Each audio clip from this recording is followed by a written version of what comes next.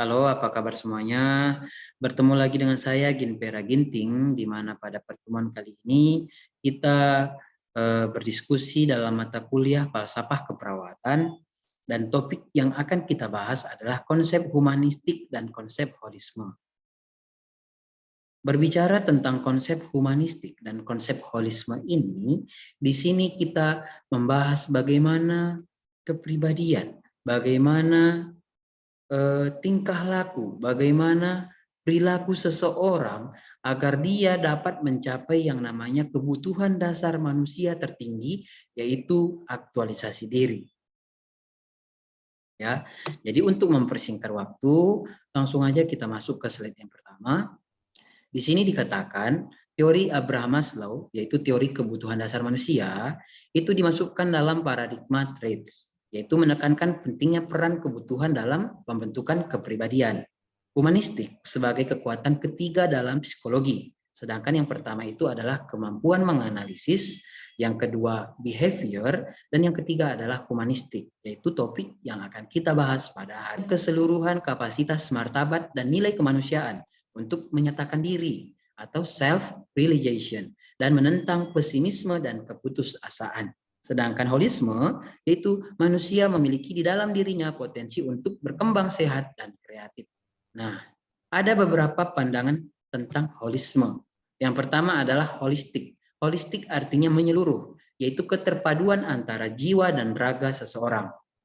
Dalam jiwa yang sehat, terdapat raga yang sehat. Sehingga jika sehat, maka kita akan gampang untuk mendapatkan aktualisasi diri. Aktualisasi diri itu teman-teman, keputusan yang dibuat oleh diri sendiri dan itu harus terrealisasi. Misalnya saya ingin memiliki jenjang karir yang tinggi, saya harus kuliah S2, saya harus seorang dosen misalnya, dan itu harus saya realisasikan, harus saya nyatakan sehingga aktualisasi saya menjadi kenyataan. Itulah secara garis kecilnya yang dimaksud dengan aktualisasi. Nah, jadi jika seseorang sehat, jiwanya sehat, raganya sehat, maka aktualisasi dirinya juga akan gampang untuk dicapainya. Kemudian pandangan yang kedua, yaitu tentang menolak riset binatang. Menolak riset binatang di antara tingkah laku manusia dengan tingkah laku binatang. Riset binatang memandang manusia sebagai mesin dan mata rantai karakteristik manusia yang unik, seperti memiliki ide, memiliki nilai-nilai, keberanian, cinta, humor, cemburu, dosa, serta puisi, musik, ilmu, dan hasil kerja berpikir lainnya. Jadi di sini ada perbedaan tingkah dan pikiran, sedangkan binatang itu tidak mereka. Ya, sehingga harus mampu untuk mendapat yang kita inginkan. Apa yang ingin ketiga, pandangan yang ketiganya, manusia memiliki kebutuhan, kemampuan, atau paling tidak adalah sesuatu yang netral untuk dapat berkembang positif. Di sini artinya bahwa kita sebagai manusia memiliki kebutuhan dasar, memiliki kebutuhan rasa nyaman, memiliki kebutuhan cinta dan mencintai, memiliki kebutuhan dihargai, dan memiliki kebutuhan aktualisasi diri. Dan di sini semuanya dalam mencapai kebutuhan ini, kadang-kadang manusia itu egois. Kadang-kadang menghalalkan segala sesuatu, yang penting kebutuhannya terpenuhi. Nah, itulah yang dimaksud, pada dasarnya manusia itu baik sebetulnya. Cuman karena tuntutan, karena ada yang mau dicapai, makanya manusia itu kadang-kadang berpikir tidak logis. Ya, kemudian pandangan yang di sini dikatakan adalah potensi semua orang yang tidak memerlukan bakat dan kemampuan yang khusus. Jadi teman-teman, potensi kreatif itu kita sudah miliki sejak kita lahir. Masing-masing kita memiliki talenta. Nah, tergantung bagaimana kita mengembangkan talenta, mengembangkan kreatif yang kita miliki. Apapun yang kita miliki ataupun kreativitas apapun yang kita miliki, jika tidak kita kembangkan, jika tidak kita laksanakan, maka kreativitas itu akan hilang dengan sendirinya. Dan kreativitas inilah yang akan membantu kita untuk mencapai yang namanya aktualisasi diri. Kemudian yang kelima, itu menekankan kesehatan psikologi, di mana pendekatan sehat, kreatif, dan mampu mengaktualisasikan dirinya. Semua yang memajukan aktualisasi diri. Dan yang buruk atau abnormal adalah menolak kemanusiaan sebagai hakikat alami. Jadi teman-teman, segala sesuatu yang baik, yang dapat mendukung kita, untuk memajukan aktualisasi diri kita, itulah yang dimaksud dengan pandangan kesehatan psikologi. Jika ada yang membuat kita buruk, pandangan ataupun sesuatu yang abnormal yang dapat menggagalkan aktualisasi kita, maka dapat kita hindarkan. Oke. Nah, kemudian ada motivasi teori hierarki kebutuhan, yaitu teori kebutuhan berdasarkan Abraham kebutuhan. Kebutuhan pada tingkat yang lebih rendah harus relatif terpuas oleh kebutuhan yang jenjangnya lebih tinggi. Jadi dulu sebelum muncul kebutuhan dan rasa aman terpuaskan, harusnya sampai kebutuhan dasar terpuaskan hingga akan muncul kebutuhan yang paling tinggi, yaitu kebutuhan aktualisasi. Tentang kebutuhan dasar hierarki Maslow. Yang pertama ada kebutuhan fisiologis, yang kedua kebutuhan keamanan, keselamatan, yang harga diri, dan yang kelima adalah kebutuhan aktualisasi diri, yaitu kebutuhan paling dasar. Ini dulu yang kita pilih, yang ke aktualisasi. Kebutuhan seperti sandang, pakaian kita, pangan, makanan-makanan kita, papan, tempat tinggal kita, dan kebutuhan biologis seperti buang air besar, buang air kecil, bernapas, dan yang lainnya. Jadi jika ada seseorang yang kebelet ataupun sesak buang air besar, jangan logis kebutuhan fisiologis dasar dia, kebutuhan keamanan dan keselamatan. Nah, di sini bukan berarti kita memiliki yang namanya bodyguard setiap hari, setiap saat, setiap waktu. Tapi di sini maksudnya kita merasakan kenyamanan, kita memiliki kebebasan, kita bebas dari penjajahan, kita bebas dari ancaman, kita bebas dari rasa sakit. Itu yang paling penting. Bebas dari teror dan semacamnya. Kemudian yang ketiga adalah cinta dan mencintai. Di sini artinya bukan hanya orang yang pacaran saja, tapi di sini dapat kita lakukan kepada teman kita, kepada keluarga kita, kepada hewan peliharaan kita, dan kepada orang lainnya. Di sini ada tingkat cinta kita kepada teman kita. Kita butuh bersosialisasi dengan orang lain, ya. Kita mengaplikasikan cinta kita kepada teman sejawat, teman bermain, pacar kita, orang tua kita, saudara-saudara kita. Itulah yang dimaksud dengan kebutuhan sosial. Kemudian kebutuhan yang keempat yaitu harga diri. Di sini kebutuhan harga diri ini dapat kita menghormati orang lain dan kita pun dihormati orang lain. Jadi teman-teman, jika kita ingin dihargai, maka kita juga harus menghargai orang lain. Kemudian yang kelima adalah tingkatan kebutuhan yang paling tinggi, yaitu aktualisasi diri. Aktualisasi artinya dalam kebutuhan ini membuat kepuasan tersendiri kepada diri sendiri. Jadi kita membuat kepuasan diri kita, apa sebetulnya kepuasan kita hidup di dunia ini. Misalnya saya itu pengen memiliki jenjang karir dulu baru menikah. Sedangkan orang lain aktualisasi dirinya berbeda. Saya harus memiliki banyak anak misalnya. Jadi itulah kepuasan diri kita.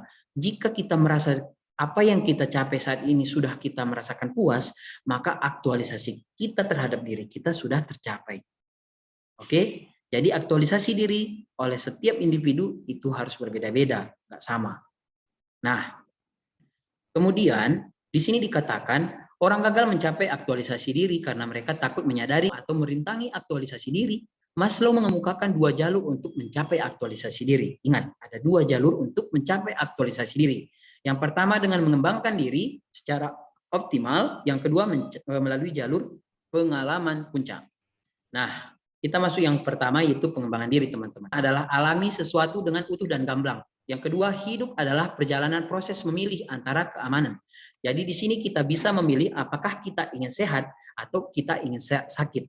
Jadi di sini dikatakan, jika kita ingin sehat, maka kita jaga pola makan kita, jaga asupan nutrisi kita, jaga pola hidup kita.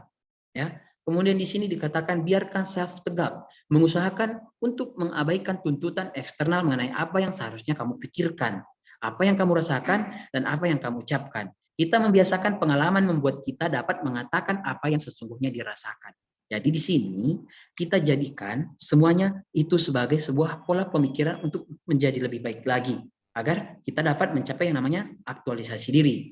Apabila merasa ragu, mencoba jujur dengan melihat pada dalam diri, sehingga kita diharapkan dapat bertanggung jawab, karena bertanggung jawab adalah aktualisasi diri. Mendengar kata hati apa yang menjadi selera, dan bersiap atau untuk tidak menjadi populer. Menggunakan kecerdasan, mengajarkan sebaik mungkin apa yang ingin dikerjakan. Membuat pengalaman puncak ataupun peak experience, kemudian menemukan siapa diri kita yang sebenarnya, membuka diri sampai dapat mengenali pertahanan diri, dan mengusahakan keberanian untuk menyerah. Jadi kita harus menyadari potensi yang ada pada dalam diri kita sendiri. kita tidak menutup bahwa kita itu tidak mampu. Kita itu berbeda, orang lain itu hebat, sedangkan saya lemah. Itu tidak boleh. Kalau kita memiliki mindset yang seperti itu, maka kita akan jauh ketinggalan. Jadi kita harus mengembangkan potensi, kreativitas. Kita itu mampu dan kita perlu mengembangkan diri di sini. Sebagai contoh, seseorang yang merasa bahwa dirinya itu bodoh, maka dia akan belajar keras agar dia dapat mencapai yang namanya aktualisasi dirinya. Dia puas terhadap dirinya sendiri pada saat itu. Atau seseorang yang tidak mampu untuk berbicara di depan orang banyak, maka dia belajar untuk berlatih berbicara dengan orang lain, sehingga dia akan mampu berbicara di depan orang banyak, sehingga dia mampu untuk merasakan puas terhadap dirinya sendiri. Itulah yang dikatakan dengan pengembangan diri, ya teman-teman. Kemudian yang kedua adalah pengalaman puncak. Nah, di sini dikatakan sesuatu pengalaman mistik mengenai perasaan, sensasi yang mendalam, psikologik dan fisiologik. Sesuatu keadaan di mana seseorang mengalami ekstasi keajaiban terpesona bahagia yang dapat diperoleh dari mengalami sesuatu yang sempurna, nyata dan luar biasa, menuju keadilan atau nilai yang sempurna. Sepanjang mengalami hal itu, orang merasa kuat, sangat percaya diri dan yakin. Mengubah orang menjadi lebih merasa luas. Pengaruh peak experience berjangka lebih lama dan tidak akan mudah hilang. Di sini artinya pengalaman-pengalaman ataupun hal-hal yang sudah pernah kita lakukan dan kita menganggap itu sebuah kesalahan, kita membuat pengalaman itu menjadi pembelajaran. Bagaimana caranya agar kita tidak dapat hidup lebih baik lagi dan dapat kita mencapai aktualisasi diri kita. Itulah yang dikatakan dengan dikata kepribadian ini terdiri dari unit utama dari sejumlah sifat-sifat dan dorongan untuk berbuat dan lain-lain. Ini semua muncul bersama-sama. Yang terpenting yaitu kecerdasan. Dan ketiga sindrom ini sangat berpengaruh terhadap peningkatan harga diri dan kita merasa aman dan kita memiliki kecerdasan, maka kita akan gampang untuk mendapatkan apa yang kita inginkan sehingga kita juga akan mampu untuk merasakan puas terhadap diri kita. Oke. Kemudian organisasi kepribadian yang defisiensi dan Bing. Di sini Abraham Maslow mengatakan alam kekurangan dan alam jadi. Alam kekurangan atau alam defisiensi di sini dikatakan bentuk hubungan di mana orang terlibat dengan kegiatan memuaskan kebutuhan dasar untuk bertahan hidup. Orang berusaha untuk mengatasi, menghindari kebutuhan kekurangan seperti makanan, minuman, dan tempat istirahat. Jadi kita sebagai manusia memiliki yang namanya kebutuhan dasar. Kebutuhan dasar yang kita inginkan tersebut dapat kita capai dari alam. Misalnya sandang. Nah, sandang di sini dapat kita peroleh dari alam dengan cara bekerja. Pangan di sini dapat kita dapatkan dari tumbuh-tumbuhan di alam dan dapat kita penuhi sebagai kebutuhan dasar kita. Nah, kemudian yang kedua yaitu alam menjadi, yaitu being, yaitu menjadi. Di sini setelah kebutuhan dasar kita terpenuhi, maka selanjutnya adalah kebutuhan tingkat selanjutnya, yaitu kita mulai berinteraksi, bersosialisasi dengan orang lain di sekitar kita. Nah, setelah itu kita akan mendapatkan yang namanya aktualisasi diri, kepuasan dari diri kita sendiri. Jadi mungkin itu yang bisa saya sampaikan pada pertemuan kita hari ini. Dan semoga apa yang saya sampaikan kepada kalian dapat bermanfaat dan jika ada pertanyaan bisa disampaikan di forum diskusi. Terima kasih.